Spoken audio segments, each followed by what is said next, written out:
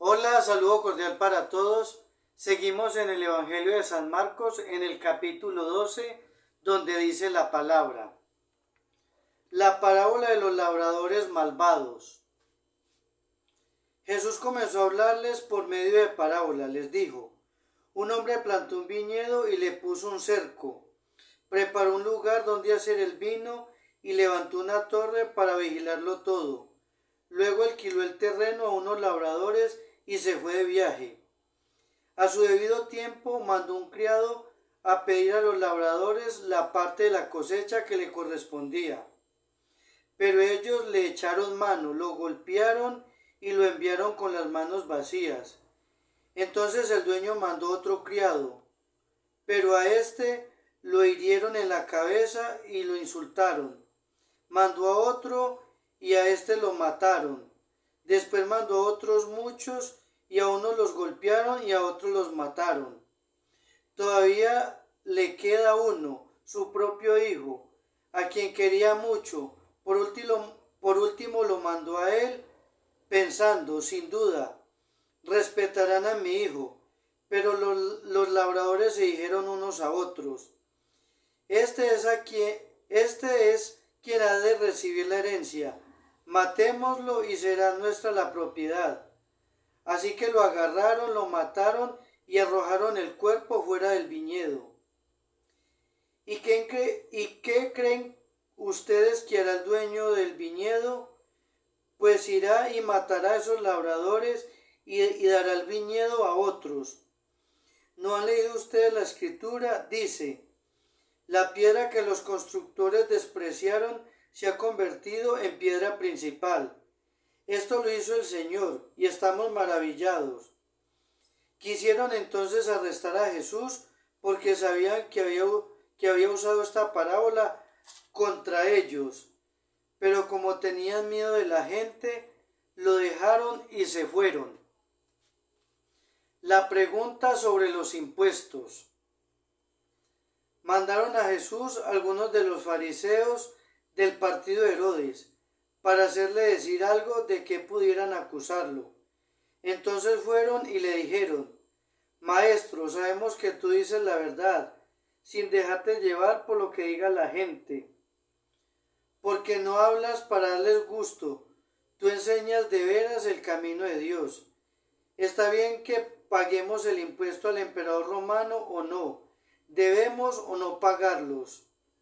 Pero Jesús, que conocía su hipocresía, les dijo, ¿por qué me tienden trampas?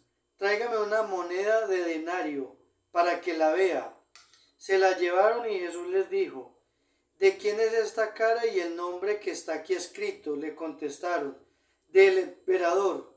Entonces Jesús les dijo, pues den al emperador lo que es del emperador y a Dios lo que es de Dios.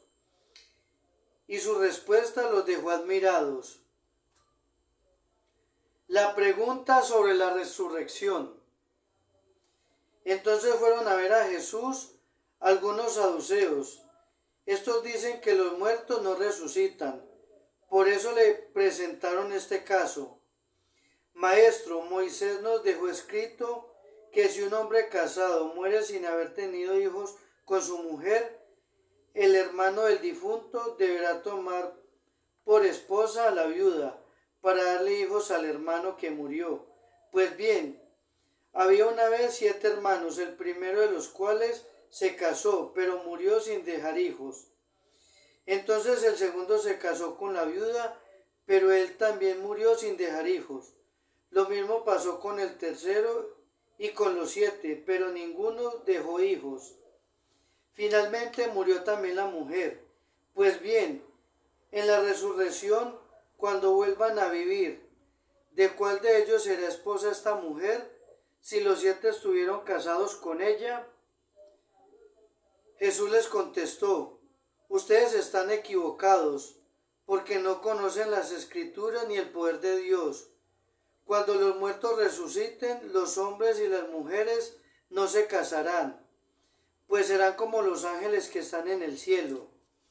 Y en cuanto a que los muertos resucitan, ¿no han leído ustedes en el libro de Moisés el pasaje de la zarza que ardía, Dios le dijo a Moisés, yo soy el Dios de Abraham, de Isaac y de Jacob.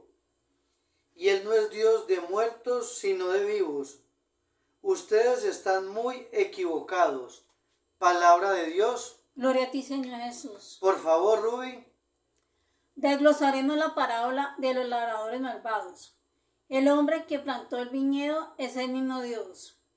El viñedo o el terreno es el pueblo de Israel. Los criados que son enviados al viñedo son los profetas enviados por Dios. Los labradores se podrían considerar como los jefes de los sacerdotes, los fariseos y los ancianos de la ley que no creyeron en Jesús. El hijo del dueño del viñedo es Jesús. Jesús es la piedra que desecharon los constructores y pasó a ser la piedra angular. Destacaremos la dureza de corazón de todos aquellos que no creyeron en Jesús. Al contrario, hicieron cosas inhumanas con el Hijo de Dios, tanto así que veían en Jesús una amenaza eminente, y por esta razón ponían trampas sobre él, para tener el pretexto de matarlo. Está claro que el objetivo de la palabra de Dios, por medio de su mensaje de salvación, lo que quiere es mostrar un ejemplo en las naciones y en su sociedad. Es una corrección para que dichas naciones y dicha sociedad no cometan los mismos errores de barbarie que se han cometido. De la pregunta de los impuestos haremos referencia a nuestros deberes como seres humanos, pero también los deberes que debemos de tener para con Dios. En este mundo y como sociedad debemos de cumplir con ciertas reglas o leyes que nos imponen quienes nos gobiernan. Debemos pagar impuestos por diversas compras. Debemos respetar la Constitución. Debemos respetar la autoridad. Y debemos respetarnos los unos a los otros, entre otros compromisos. Debemos de ser demasiado conscientes que también tenemos un compromiso con nuestro Creador, como por ejemplo, cumplir con sus mandamientos, hacer oración constante para estar en íntima relación con Dios. Debemos tener la costumbre de leer su palabra y por último, en cumplir dos grandes mandamientos que son amar a Dios sobre todas las cosas y amar a nuestro prójimo como a nosotros mismos. Sobre la pregunta de la resurrección diremos, en el reino de Dios será una nueva vida. Todos compartiremos una misma gloria, una misma vida y una paz inigualable. En el reino de los cielos no habrá recuerdo alguno de esta vida terrenal, donde se vive en medio de tanta maldad, un sufrimiento y una indiferencia sin precedente. Reflexión. Conforme más vivimos en este plano terrenal, más cosas atroces vemos. Al contrario de lo que pasa cuando leemos la palabra de Dios y por medio de nuestra fe se llena nuestra vida de una esperanza y de un amor que nos da la fuerza para seguir luchando por la promesa del galardón de la vida eterna, prometido por Dios para aquellos de corazón sencillo y humilde, acompañados por nuestro Salvador Jesucristo, a quien sea toda la gloria, el honor y el poder por los siglos de los siglos. Bueno, Rubén, muchas gracias por el mensaje. Seguimos dando gracias a Dios por el regalo de la vida, porque nos sigue dando la oportunidad de difundir su palabra. Agradecemos de todo corazón a quien escuche el mensaje que por favor lo compartan. Y terminamos con estas frases. La fe en Dios es la fe verdadera. Y el amor verdadero en Dios es creer en que envió a su Hijo único para nuestra salvación. Lo contrario de la fe no es la razón, sino la superstición. Los seres humanos son capaces de obrar milagros cuando tienen fe. El verdadero amor consiste en que Dios nos amó primero.